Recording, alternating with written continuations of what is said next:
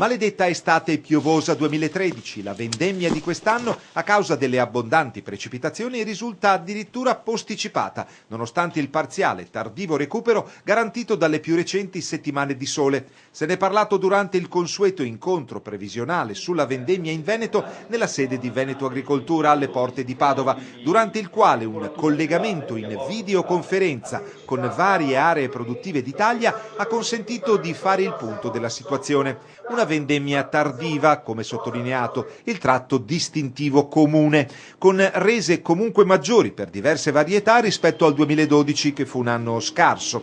Sì, ormai è una costante quella dell'incapacità di comprendere ovviamente quando inizia una stagione e quando finisce, come concepita storicamente. Oggi giorno per giorno ci cerca di affrontare la produzione vitivinicola anche in virtù di quello che succede nel clima. Questo però ovviamente ci spinge a accelerare la ricerca, l'innovazione, ecco perché stiamo costruendo la rete innovazione vitivinicola proprio per mettere insieme tutti gli attori legati alla ricerca, quindi il mondo della ricerca pura come il CRA, piuttosto che il mondo accademico, piuttosto che anche le strutture di ricerca delle province, per esempio quella di Verona e anche altre strutture, per poter in qualche modo fare un network, per poter aumentare l'investimento della ricerca, razionalizzare e essere più efficaci. Uno dei temi di attualità per quanto riguarda anche l'agricoltura in questo momento è quello dell'influenza aviaria. Già il governatore del Veneto Luca Zaia ha rassicurato a proposito dei controlli e della qualità del prodotto.